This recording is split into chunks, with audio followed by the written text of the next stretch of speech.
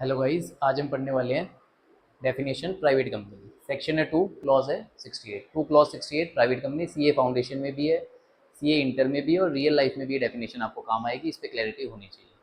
ठीक है जी। Private company क्या है? पहले दो फीचर्स हैं। Restrict the right to transfer it shares, मतलब अगर आपने प्राइवेट कंपनी के शेयर्स होल्ड कर रखे हैं आप उसे ट्रांसफर कर सकते हो। ऐसा नहीं कि ट्रांसफर नहीं कर सकते हो, क्योंकि वर्ड क्या है? रेस्ट्रिक्ट।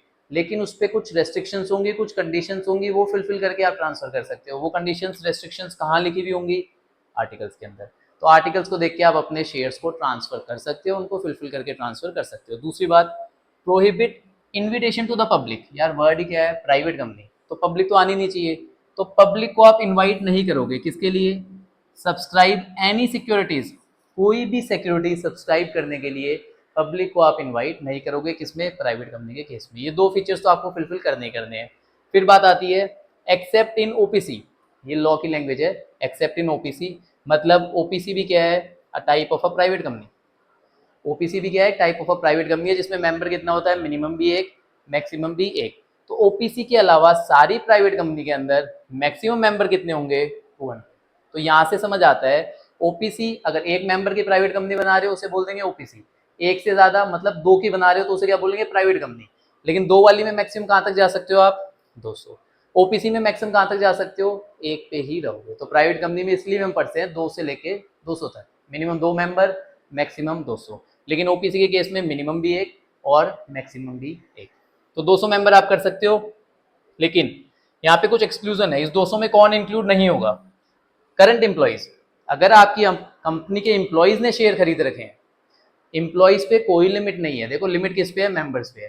अगर आपकी कंपनी में, प्राइवेट कंपनी में हो सकता है 500 एम्प्लॉइज है, हो सकता है 1000 एम्प्लॉइज है। कंपनीज एक्ट में एक कॉन्सेप्ट है ESOP, employ stock option plan. वहां पे हम अपने एम्प्लॉइज को शेयर देते हैं ताकि वो मोटिवेटेड रहे, उनको लगे कि वो ओनर्स हैं, क्योंकि शेयर होल्डर्स कौन होते हैं? ओनर्स होते हैं। तो अगर आप 500 एम्प्लॉइज को एक एक शेयर भी दोगे तो आपके शेयर होल्डर कितने हो जाएंगे? 500। और आप लिमिट से बाहर हो जाओगे। लॉ मेकर ने इस बात को समझा और क्या बोला? इस लिमिट के अंदर, 200 की लिमिट में करंट एम्प्लॉइज काउंट नहीं होंगे। अगर आपने शेयर्स किसको दिए हैं? एम्प्लॉइज को दिए हैं, तो वो 200 की लिमिट में काउंटेड नहीं है। दूसरी बात, एक्स एम्प्लॉइज, मतलब एक्स एम्प्लॉइज भी बाहर है। मतलब एक बंदा एम्प्लॉयमेंट छोड़ के चला गया, फिर शेयर्स खरीद रहा है, वो बाहर है 200 की लिमिट से? नहीं जी। एक्स एम्प्लॉइज कौन से वाले? Purchase share at the time of employment. उन्होंने शेयर्स कब खरीदे थे? जब वो एम्प्लॉइज थे।